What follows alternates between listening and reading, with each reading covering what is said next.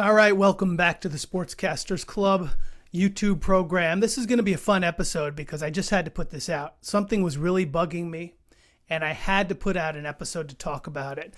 But before I get to the meat of the episode today, be sure to like this episode. Be sure to share it with your friends so they can all come here and learn about sports media, learn about journalism, learn how to be a better sportscaster or a better sports fan. Today we're going to talk about one of the biggest mistakes that people make when interviewing. One of the biggest mistakes the interviewers make. And I guarantee you, once you hear this, you're going to see it everywhere and it's going to bug you. You're going to be just as anal as me once you learn what I'm talking about. But let's get right to it. But before I get to that big, huge, terrible mistake that a lot of interviewers make, let's talk about what's the goal of the interviewer. What are you trying to do? And we talk a lot about this at sportscastersclub.com and in our online 7-hour sports broadcasting course. But what's the goal of the sports broadcaster? The sports broadcaster, when doing an interview, is trying to elicit some kind of information from the guest. Trying to get something from the guest that the listener or the viewer doesn't already know. So your goal is not to simply get them to answer questions that you know the answers to. That's boring. Who wants to hear that? Your goal is to get them to open up. And there's a whole art to that. We talk a lot about that, about how to build a rapport, how to open up, how to establish a relationship. And believe it or not, you can do that. Even in a quick one-on-one. It's sometimes more difficult online like this with Zoom or whatever else. It's a lot easier to do in person. Roy Firestone was awesome at this when he was conducting his evening ESPN program. And there's been so many others that have been great interviewers. Larry King, I always thought, was one of the best interviewers ever. And you can learn a lot from the news or popular culture or current events area and translate it to sports. But when you're conducting an interview, you're trying to elicit something. So it's not about you. It's about the guest. People are tuned in to hear your guest, to see what they have to say. And so a couple things you can do to do that, as I mentioned, build a rapport. Obviously, do your homework. Be prepared. But ask open-ended questions. Because when you ask an open-ended question, for example, don't ask a question like, did you feel comfortable tonight? Because that's going to give them a chance to say yes or no. But ask open-ended questions, such as, how did you feel tonight? Especially because the team got in late last night. Then they can open up. They can say, well, I felt great because of this. I didn't feel great because of that. Open-ended questions. You want to give them a chance to go wherever they want to take the answer. Here's another tip. Listen so you can follow up. That's another pet peeve. Not the big one we're going to talk about today, but it's another pet peeve when an interviewer doesn't listen. For example, they'll ask a question. How are you feeling tonight during the ball game? Well, Rick, actually I felt great tonight. It was really special to me because, I had somebody here watching the game that had never seen me play a professional game in my entire career. And so I was pumped, and that's why I had a good game. And then immediately the interviewer goes to, so tomorrow night you'll be playing another tough opponent. When if they had listened, they would have said, well, who is that special person that watched you play tonight for the first time? Who was that? You always want to listen because that's often going to lead you to the most conversational questions and the best questions as follow-ups. So that's another pet peeve. And before I get to the big one we're going to talk about today, here's another one. Here's another thing. Ask questions. How many times do you hear an interview and the interviewer says, great game tonight? Or they'll say, excellent at-bat you had there in the 5th inning. Well, Rick, yes, it was. Ask a question. What were you thinking during that at-bat in the 5th inning? What was going through your mind during that at-bat in the 5th inning? Rather than, great job by you in the 5th inning. Because you're not asking a question. And so they're very free to just say, thank you.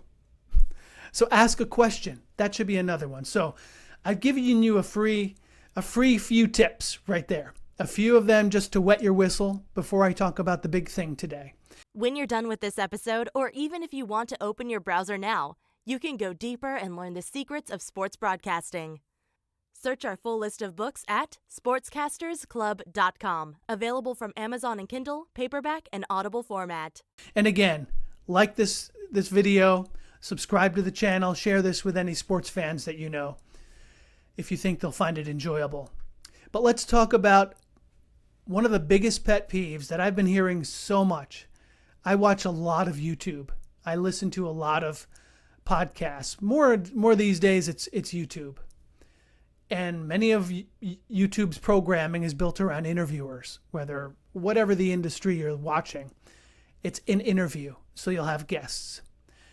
And here's the pet peeve that I have seen across sports, popular culture, news, tech, AI, whatever you're watching on YouTube. I guarantee you're going to see interviewers making this big mistake. And here it is. They will ask a question and then they'll give two answers for their guest to choose. Now, I already talked about you want to ask open-ended questions because that's going to give your guest a chance to go wherever they want to go. But here's what I mean by the interview where they give two choices and expect their interviewee to choose. So, for example, I was watching a program about retirement recently, and the question went something like this. Did you always think about what it would be like when you were retiring, or did it just sneak up on you and surprise you at the end? So as a guest, if you're asking me that question, I've either got to choose one of those two. Well, maybe the answer is not either of those two. It's something else. Maybe it's a third path. Maybe it's something that doesn't fit perfectly in either of those boxes. So how about just asking the question, what was your process like and your thought process like as you led up to retirement? Well, maybe that's a better way. It's a more open-ended way to ask and let your guest answer the question. I'll hear this. Are you one of those that thinks Tesla stock is going to explode after robotaxi? It's going to go crazy. The stock is going to go to the moon. Or do you think it's going to crash and it's going to be a nothing burger? Well, what if your guest has an opinion that's different from either of those two extremes? What if your guest doesn't think it's going to go to the moon and also doesn't think it's going to crash and be nothing? Maybe they think something else.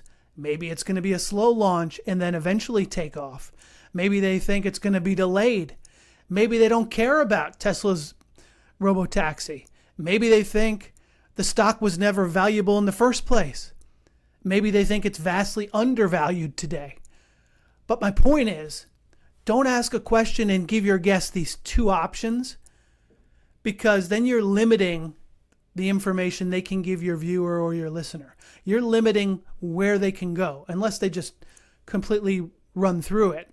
But most of the time, just subconsciously, if a guest is asked a question with two options, and watch this too, they generally take one of those two. And so you're really limiting them, and you're limiting the information you can provide to your audience. So that is the big thing that I wanted to talk about today. The big pet peeve is when you ask a question and give two options. And now, when you're watching YouTube, when you're listening to podcasts, when you're watching television, I want you to check that out and see if you hear it too, because I guarantee you now you will. It's just like when you start shopping for a car, and then all of a sudden you start seeing all of those model cars driving everywhere on the road. It's because your brain is now wired to think about it, and it's conditioned to think about that car. Same thing's going to happen today. When you start watching interviews, you're going to hear people making these mistakes I've talked about. They're not going to ask open-ended questions. They're going to pigeonhole their guests with two different things, two different responses. They're going to not ask a question These are things you're going to hear now that we've talked about it, and that you're conditioned to be as anal regarding interviews as I am. So do me a favor, if you want more, leave a comment. Let me know where I'm wrong. Let me know where I'm just the old boomer saying get off my lawn. I'm not a boomer, though. Let me know what else I could have included in the pet peeves for interviews.